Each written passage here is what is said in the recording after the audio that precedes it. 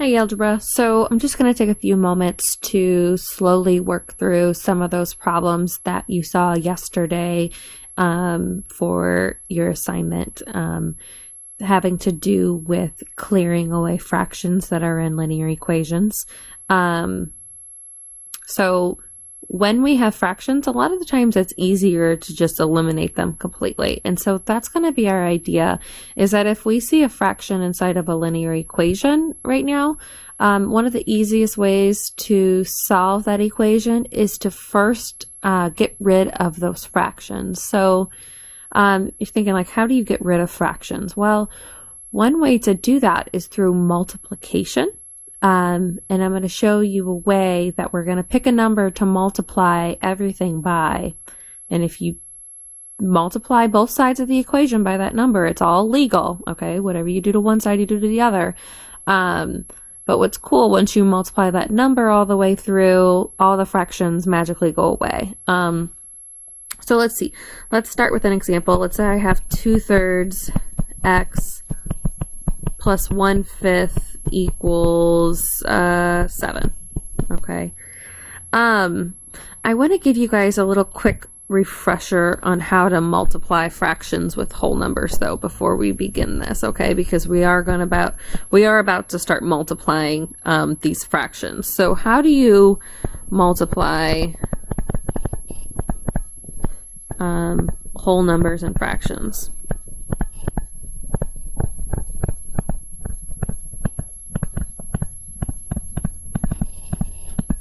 All right, so how do we do that? So let's say I want to multiply the number 10 times 4/5. Okay. So if you had me from Math Lab, maybe you remember what we did was we turned our whole number into a fraction and we put it over 1. It was actually kind of unnecessary that we did that. If you want to, you can. But what's happening is that you multiply 10 times 4 and you get 40. Okay, and then this would always have been 1, so 1 times 5. So if that 1 wasn't there, that's okay. 10 times 4 is 40. The 5 goes along with it, okay? And then after we were done multiplying, we always wanted to simplify. And so when we simplified, we asked ourselves, well, what can I divide evenly into both 40 and 5? And that answer is 5, okay? We call that a common factor. So what I did was I looked for a factor that 40 and 5 had in common, okay? Meaning, what can I divide evenly into it? So the answer was 5. 40 divided by 5 was 8. And then 5 divided by 5 is 1. Now, 8 over 1 is, you can think of it as like 8 divided by 1 or 8 wholes. The simplest way to express 8 over 1 is just 8. So we'll leave our answer just like this. Now I want to work this problem out a different way, and this is how we're going to do it in these problems. There's an idea that you can simplify before you multiply. Okay, it rhymes and everything, okay? You can simplify before you multiply. And so what does that mean? It means I want to look at these top two numbers, okay? And then I want to look at the bottom number. And I want to ask myself, is there anything I could divide out of either the top number, either one of the top numbers, and the bottom number? Well, just the same as up here, okay? You see I could have divided this 40 by 5 and the 5 by 5. You can divide this 10 by 5, right? 10 divided by 5. All right, and then 5 divided by 5. Okay, so you can divide those out. So what do you get? 10 divided by 5 leaves you 2. And then 5 divided by 5 just leaves you 1. So if you look, I simplified before I multiplied. Now my multiplication is just 2 times 4, which is 8. And then the 1, of course, is on the bottom. I won't write that again, okay? So in this equation that we're going to work out here, what we're going to do, once we get to multiplying, we're going to simplify before we multiply. So let's go ahead and start. So I said the idea is that we need to find a number to multiply every single term by. Okay, so what is that number going to be? Okay, what does that number going to be? What I'm going to do is I'm going to look at each one of my denominators. Okay, I have a 3 and I have a 5.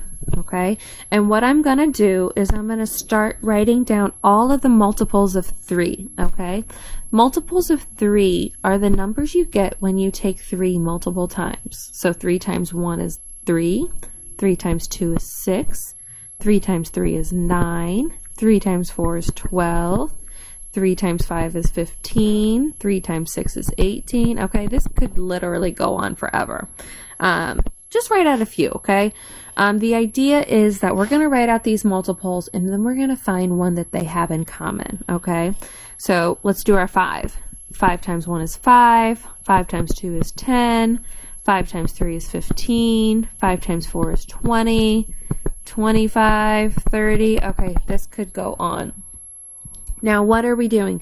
We want to find a pair. Okay, we want to find a pair that these two rows have in common. And we've got 15s. Okay, now this could have gone on. If we kept going on and on and on, we would have found out that there's a lot more pairs that they have. The idea is that I want to keep my numbers as small as possible, so I'm going to pick the least common multiple.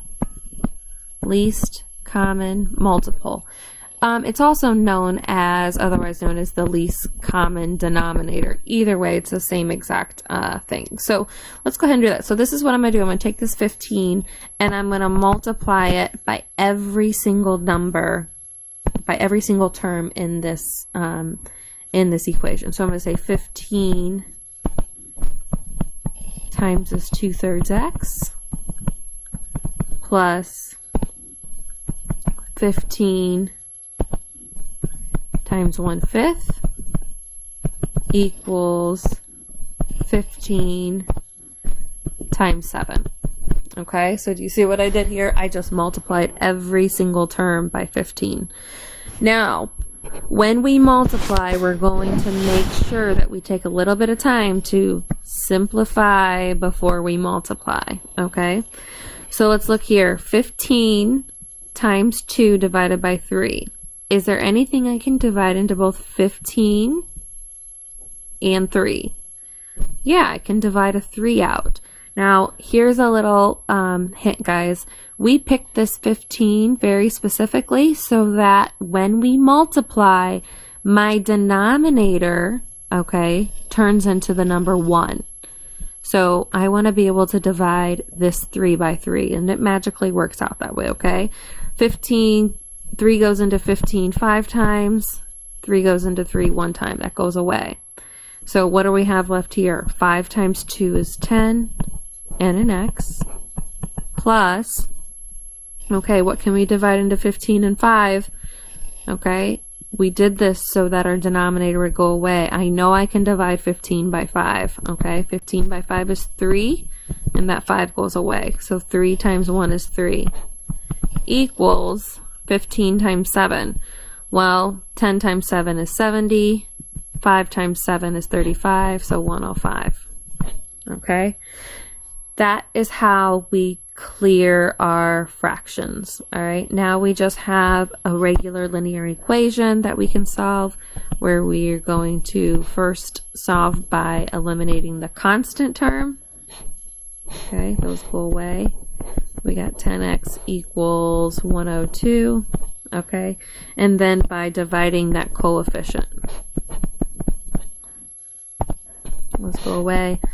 X is equal to 102 over 10. Let's see. I don't mind fractions nowadays, but I would like to make sure it's simplified. Is there anything I can divide into both 102 and 10? I'm pretty sure I can divide a 2 into both of those. 51 over 5 will be my answer. Okay, more chances than not you're going to end up with fractions for these guys because you had fractions to start off with, so the numbers are probably a little bit crazier. So anyway, I hope that helped. Go back, watch some of the other videos. If you guys need help, log into some tutoring time today, or I can meet up with you some at any other time to tutor. And then also those Alex assignments can help you as well. So